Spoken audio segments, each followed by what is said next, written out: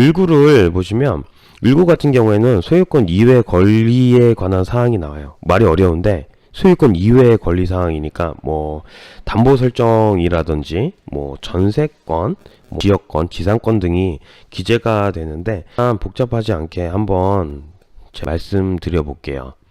네, 이렇게 보시면 1번 보시면 근저당 설정이라고 해서 이렇게 또 빨간 줄이 그어져 있잖아요. 네, 이거 같은 경우에는 매듭을 젖었다고 이제 생각을 하시면 되고, 이런 거는 굳이 이렇게 보실 필요는 없으세요. 2번은 1번에 관한 거를 이제 말소했다고 지금 나와 있고요. 3번도 전세권 설정을 했었는데 2010년에 이것도 다 지금 이제 해결된 이제 사건이라고 보시면 돼요. 근데 이제 4번 같은 경우에 아직 거져 있지 않죠. 보면 근저당 이제 설정이 되어 있고 2014년 10월 28일이에요.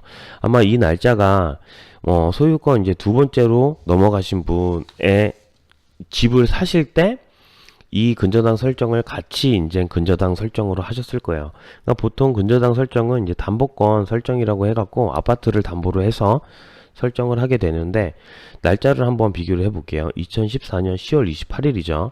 그러면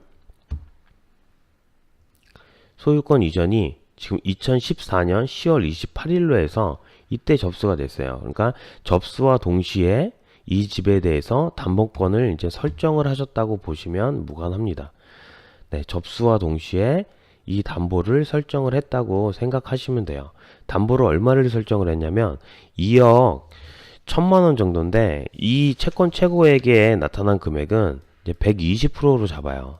120%로도 잡고, 그리고 뭐 개인이 빌려준 돈이라고 보면 거의 130에서 140% 정도를 잡고 있습니다. 그래서 이 채권 최고액 같은 경우에 2억 1천이지만 사실 이 사람이 진짜 빌린 돈은 뭐 1억 8천이 될 수도 있고 1억 한 9천이 될 수도 있는 금액이에요.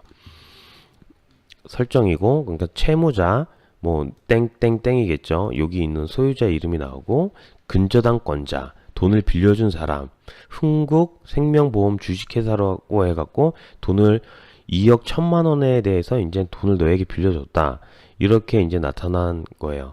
그런데 아까 전에 이제 소유권에 관한 사항을 보셨잖아요. 갑구에서.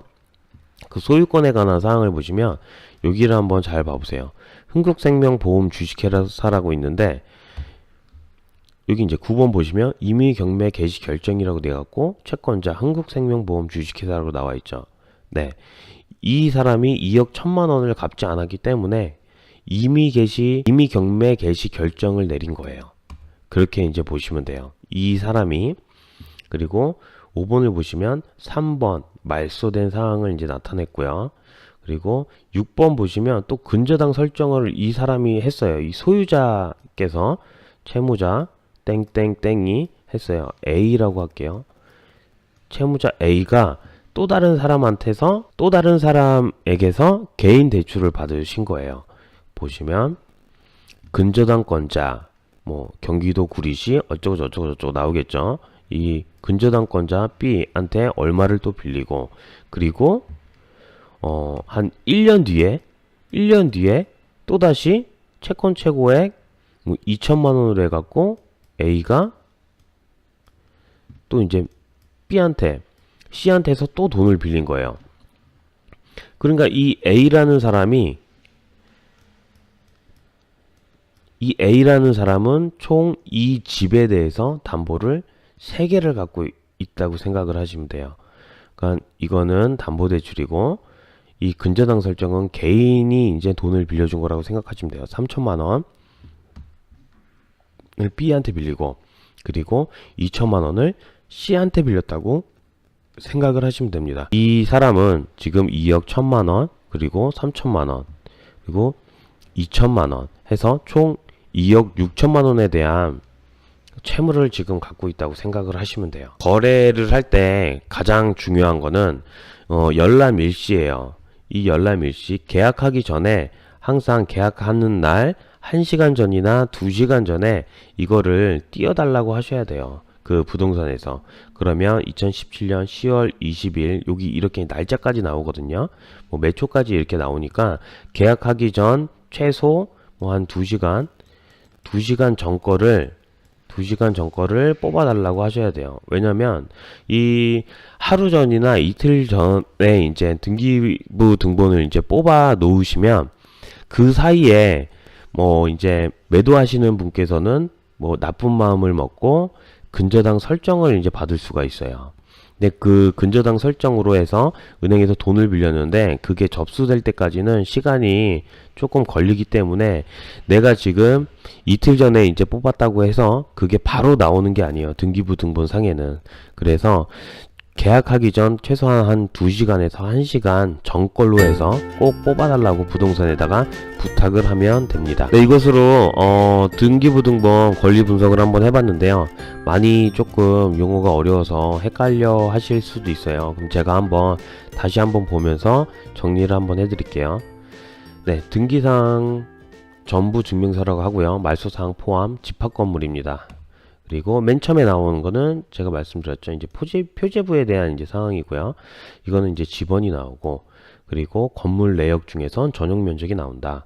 그리고 대지권에 이제 표시가 나오는데 이 대지권의 비율은 내가 이 아파트 부지 전체에 대해서 어느 정도의 지분을 갖고 있다. 이에 대해서 표시를 하는 부분이고요.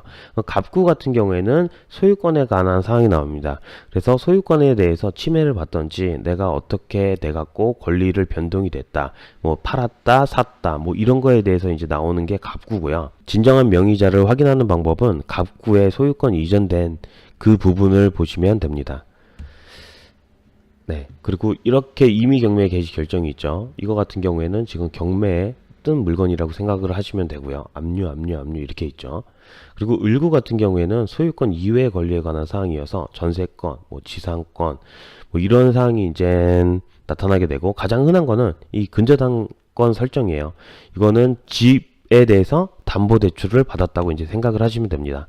이렇게 빨간 줄 그어진 거는, 그리고 사건이 매듭이 졌다고 생각을 하시면 되고, 이렇게 빨간 줄이 안 그어져 있는 거, 이런 거를 유심히 한번 보셔야 돼요. 그리고 날짜도 유심히 한번 보시고, 근저당 설정을 몇 번 했고, 채무자는 누가 있고, 네, 근저당 설정을 뭐 개인에게 받았고, 뭐 이렇게 이력서가 나옵니다. 그러니까 이렇게 이 건물에 대해서 이력서가 나오기 때문에 뭐 등기부 등본만 잘 권리 분석만 하시면은 이 건물이 어떤 고난과 그리고 역경을 이겨냈고, 뭐 여태까지 이제 버텨왔는지, 그리고 깨끗한 물건인지 아니면 조금 권리관계가 복잡한 물건인지를 쉽게 이 8장 안에 다 녹아져 있으니까 한번 보시면 될 것 같아요. 오늘면 좋아요와 그리고 구독하기 버튼 꼭꼭 한번 눌러주세요. 감사합니다. 오늘 여기까지 양주 옥정의 백호부동산 소장 민경선이었습니다.